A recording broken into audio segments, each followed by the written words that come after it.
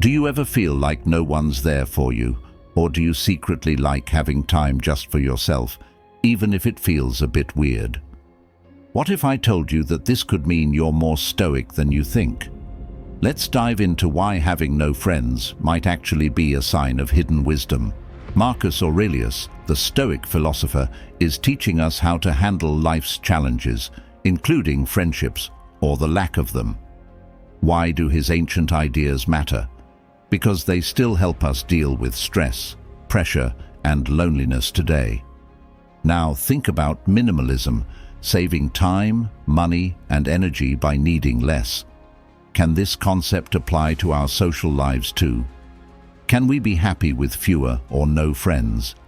Many believe that having no friends is unhealthy and painful, but is that really true? People often think that more friends mean better social lives. However, social minimalists see benefits in having fewer or no friends. Could this lead to a more fulfilling, stoic life? So, buckle up. We're about to explore why having no friends might make you more of a stoic, the benefits and downsides of friendships, and whether we really need friends to be happy. Lesson 1. Understanding true friendship. Have you ever wondered what true friendship really is? Not just casual connections, but those deep, meaningful bonds that can change your life. According to Stoic philosophy, true friendship is the ultimate relationship. It's not just about hanging out or having fun. It's about something deeper and more soulful. The Stoics believed that true friendship is built on virtue. This might sound complicated, but it's really quite simple. Authentic friendships are based on three main pillars: trust, honesty, and loyalty. Think of it as having someone who always supports you, no matter what. Someone who is always honest with you. Let's break this down with an example. Imagine you have a friend who is always there for you, someone you can trust completely. Last year, you went through a tough time, maybe a family problem or a health issue.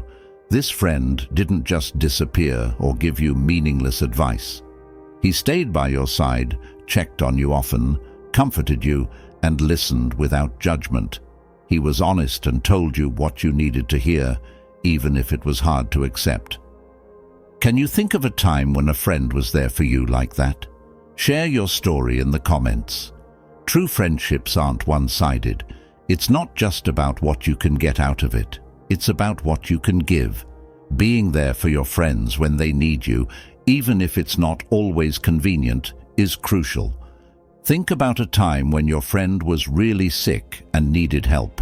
You were there, bringing them food and keeping them company, even though you had a busy schedule. It's about showing up, being present, and being a true friend. Have you ever gone out of your way for a friend? Let us know in the comments below. True friendship is like finding a rare gem among fake and shallow connections. It's about finding those who see the real you and love you, flaws and all. Having even one friend like that is a true blessing. That's what Stoic philosophy considers genuine friendship. Lesson 2. The decline of friendship. The ancient Greek philosopher Epicurus believed that we could achieve peace of mind and freedom from suffering by balancing our desires and seeking sustainable, moderate pleasure. He categorized desires into three types: natural and necessary, natural but unnecessary, and vain desires. Epicurus saw extreme wealth and fame as impractical and hard to satisfy. While he acknowledged that luxurious food, marriage, and sex are natural desires, he considered them unnecessary for happiness. In contrast, he valued friendship as much as food and shelter, viewing it as a significant source of pleasure and generally easy to attain. He said, "Of all the means which wisdom acquires to ensure happiness throughout the whole of life, by far the most important is friendship." Unlike romantic love, friendship, also known as philia, generally does not evoke intense emotions and tends to involve less possessiveness and jealousy, making it more non-committal. Philia focuses on shared interests, mutual benefits, and the pleasure of each other's company. According to Epicurus, true friendship is founded on trust, mutual kindness, and a generous attitude. When these conditions are met, friends can openly share information, exchange ideas, learn from one another, and provide support and advice during difficult times. Moreover, being part of a social circle can open up opportunities, such as finding a partner. Epicurus chose to live with friends, enjoying simple pleasures like eating bread and cheese and drinking mild wine. Epicurus's insights reveal that the advantages of friendship remain pertinent even in contemporary times. Today, we have a multitude of methods to sustain friendships globally, including purely online connections, and we can communicate with them at any time. Nevertheless, modern communication technologies and societal changes appear to diminish the necessity of traditional friendships. Many activities that once relied on a social circle are now available through various services. For instance, we can seek professional help for discussing our problems or hire movers when relocating. Moreover, we don't need to leave our homes to engage in discussions, as online platforms offer a wide range of groups, forums, and communities. Additionally, the likelihood of connecting with like-minded individuals online is much greater than offline, as we are no longer restricted to our immediate geographic area. Online dating, which was rare in the early 2000s, has now become mainstream, reducing the need to attend social events to find a partner. Many people now prefer quick and affordable entertainment through streaming services and video games over in-person meetings with friends. Consequently, the necessity of traditional friendship appears to be waning, supplanted by the myriad options that technology offers. The rise of the metaverse is likely to accelerate the decline of face-to-face interactions as people become more engrossed in virtual reality. While some might find the idea of a world without traditional friendships unsettling, wondering how we could cope without them, it's important to recognize that traditional friendships also come with their own costs and drawbacks. Lesson 3. The cost of friendship. Having friends isn't free, especially today in our individualistic societies. Traditional friendships seem harder to form now compared to Epicurus's time. We focus a lot on ourselves, and our busy lives take up most of our time and energy. Friends can be a blessing, but they're no longer essential for survival. As C.S. Lewis said, friendship is unnecessary, like philosophy, like art, like the universe itself, for God did not need to create. It has no survival value. Rather, it is one of those things which give value to survival." End quote. For many, having a large social circle has become a luxury, as friendships seem harder to find these days. There are costs involved that not everyone is willing to pay. The first cost is time, which is often scarce in our busy lives. Do we want to spend our limited free time with others? Many people choose not to, preferring solitary activities like creative hobbies instead. The second cost is energy.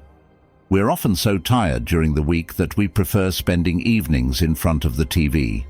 As a result, we tend to socialize on the weekends, using whatever energy we have left. Many people choose to spend their free time alone to recharge. The third cost is money. Socializing often requires spending money. Not having a social life saves money, but a lack of funds can also prevent people from socializing, leading to social isolation, especially among the poor. The fourth cost is less obvious, but still significant. Friendships require a certain level of conformity. We want to be liked by our friends, so we meet their expectations, often hiding parts of ourselves. This means we wear a mask, not showing our true selves, fearing we might be rejected. But as Arthur Schopenhauer said, we can only truly be ourselves in solitude, where we can take off our masks because there's no one to impress. Lesson 4. The misery of having bad friends. Friendships do not always align with Epicurean principles. They can be a source of great misery, particularly when they involve people who do not have our best interests in mind. The Buddha cautioned against associating with the foolish and urged companionship with the wise.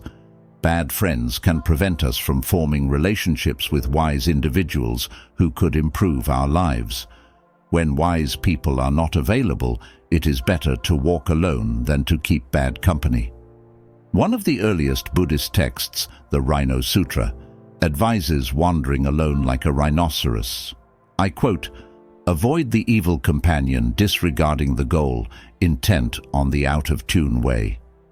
Don't take as a friend someone heedless and hankering, wander alone like a rhinoceros." End quote. Many people have friends simply for the sake of having friends, often without high standards, thus surrounding themselves with harmful individuals. For instance, we may engage in violent behavior or drug use to fit in with a group that does the same. Or we might accept and even adopt hateful ideas to remain connected with those we consider friends. We might endure bullying and ridicule from so-called friends that go beyond playful banter, just because we fear being without friends. Or we waste time in meaningless chatter when we have more productive and enjoyable things to do. The term toxic friend is widely used these days. Even when we know these people are bad for us, we fear letting them go because we dread loneliness. Humans often seem to prefer destructive relationships over being alone, likely because the thought of solitude terrifies many. For generations, we relied on the herd for survival, and being socially ostracized often meant death. The disadvantages of communal living we had to accept. Today, many societies allow us to survive with minimal social contact, giving us the luxury to a great extent of avoiding people who make us miserable. As Robin Williams famously said, "I used to think the worst thing in life was to end up all alone. It's not. The worst thing in life is ending up with people who make you feel all alone." End quote. Lesson 5. Do we need friendship? Is having friendships essential to meet our social needs, or can we get by with minimal social connections? Psychologist and author Dr. Daniel Marson claims that humans don't actually need friends. While he agrees that interacting with others is crucial for human development, he believes we often place too much importance on the quality and intensity of our social relationships. He explains, "We need to interact with others, but our relationships don't have to go beyond basic connection. While strong social ties are nice, they aren't necessary for our survival or happiness. Simply put, humans don't need friends." Marson further explains that many people find it hard to make and keep friends and feel bad about themselves because of this. The real issue isn't just the absence of friendship, but the idea that this is a problem.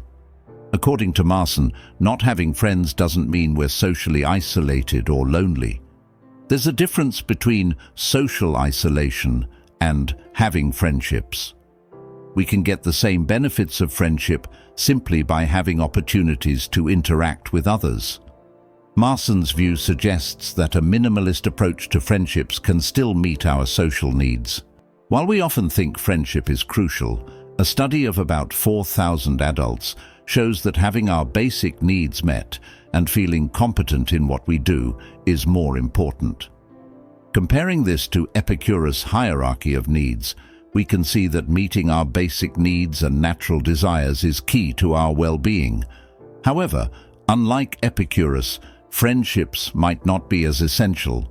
Despite this, social interaction is still a significant and beneficial part of human life. We should focus on the importance of social interactions, especially when they are limited. In our increasingly individualistic cultures, many people lack social interaction even if they have friends. Not having friends in the traditional sense doesn't seem to be a big problem. Considering the costs and downsides of maintaining friendships, it might even be better sometimes. However, cutting down social interaction too much probably isn't good for most of us.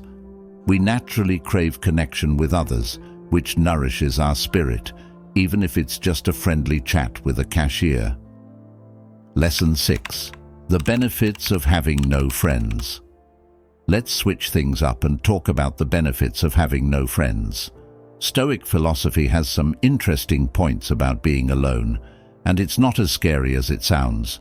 Imagine this: you're hanging out by yourself, no friends, no group, just you. According to the Stoics, this can actually be a good thing. They believed in embracing solitude and being okay with being alone. Why? Because it gives you the chance to really get to know yourself without any distractions. Think about this: you've always been part of a group, always around people. Then, for some reason, you find yourself alone. At first it feels strange and maybe a bit lonely, but over time you start to see the benefits. You find new hobbies you enjoy, like painting or hiking. You start writing in a journal and realize it's a great way to clear your mind. You have more time to think about your goals and what you want from life. You become more aware of yourself and start to understand your own needs and desires better. Here's the key point: being alone isn't just about not having people around. It's about being self-sufficient. It's like becoming your own best friend. You learn to rely on yourself, trust your own decisions, and find happiness within. And that's a powerful thing. But there's more. Solitude isn't just about relaxing and doing nothing. It's also a chance for personal growth and reflection. When you're alone, you can explore your thoughts, dig deep, and ask yourself important questions. It's like having a deep conversation with your own soul, and that's where the real magic happens. So next time you find yourself alone, don't worry. Embrace it, because according to the Stoics, being your own best friend might just be the coolest thing you can do. Lesson 7. Loneliness and Stoicism. Let's talk about loneliness, because honestly, we've all felt it at some point, right? Whether it's feeling like you're the only one without plans on a Friday night, or scrolling through social media and seeing everyone else enjoying their lives, loneliness can really hurt. But Stoicism has some great advice for dealing with those lonely feelings. Instead of drowning in self-pity or looking for approval from others, Stoicism teaches us to find happiness within ourselves. Happiness isn't something we get from other people or things. It's something we build inside ourselves. So, how do we do this? First, it's about changing how we see things. Instead of viewing loneliness as a bad thing, try to see it as a chance to really understand yourself, to think deeply about your thoughts and feelings, and to grow as a person. For example, imagine you're feeling disconnected and lonely. Instead of focusing on the emptiness, see this time as a chance to reflect on your life and your goals. Start journaling about your dreams and fears, and you might realize there are things you want to do that you've never given yourself the chance to explore. This change in perspective can turn loneliness into a useful and enlightening experience. Next, try some Stoic techniques to find inner peace. This could be things like journaling, meditating, or simply spending some time alone with your thoughts. For instance, you might start your day with a few minutes of meditation, focusing on your breath and being present in the moment. This practice can help you feel more grounded and less dependent on others for validation. It's about learning to be okay with being alone, finding joy in solitude, and appreciating your own company. And lastly, remember that you're never truly alone. Stoicism teaches us that we're all connected, part of something bigger than ourselves. Even when you feel isolated, remember that others feel the same way. By enjoying your own company and finding peace within yourself, you're connecting to the shared human experience. Lesson 8. Letting go. Understanding the value of letting go, especially in friendships, is essential. Sometimes, despite a long history with someone, you realize the friendship just isn't working anymore. It might be draining, stressful, or holding you back. It's difficult, but Stoicism provides useful advice for dealing with this. Stoic philosophy suggests that sometimes you need to let go of friendships that no longer benefit you. This isn't about being unkind, it's about understanding what's best for your well-being. Marcus Aurelius, a well-known Stoic philosopher, said, "Accept the things to which fate binds you and love the people with whom fate brings you together, but do so with all your heart." This means appreciating the good times, but also knowing when to move on. Detachment and acceptance are crucial for inner peace. Detachment doesn't mean you stop caring about your friend. It means not letting their actions or the state of the friendship affect your happiness. It's about seeing things clearly and accepting reality. People grow apart, and that's okay. It's a part of life. Ending a friendship can be tough, but it's about protecting your mental and emotional health. Stoicism teaches us to focus on what we can control, our actions and reactions. You can't control how someone else behaves, but you can control how you respond. If a friendship is more harmful than good, it's okay to let it go. Think of it as making room for new, healthier relationships. So, if you find yourself in a friendship that no longer serves you, take a lesson from the Stoics. Accept it, let go gracefully, and focus on friendships that truly bring you joy and support. Your peace of mind is worth it. To wrap things up, we've covered a lot today. Understanding true friendship, embracing solitude, and knowing when to let go of unhealthy relationships. Stoic philosophy offers great tools to help us navigate these aspects of friendship. In short, true friendship is about quality, not quantity. It's about finding genuine connections that support and help you grow. It's also okay to be alone sometimes. Solitude can be a powerful tool for self-discovery and personal growth. When dealing with strange or toxic friendships, don't be afraid to set boundaries and prioritize your well-being. Remember, wisdom, courage, and self-control are key virtues that guide us in forming and maintaining meaningful relationships. Now it's your turn. Think about your own friendships. Do they uplift you or bring you down? Consider using some Stoic principles to navigate your relationships with more clarity and peace. Whether it's embracing solitude, letting go of toxic friends, or strengthening your real connections, Stoicism is here to help. If you found this video helpful, please like, share, and subscribe for more Stoic-inspired content. Let's keep the conversation going and continue to grow together on this journey of self-improvement and meaningful connections. Thanks for watching, and I'll see you in the next one.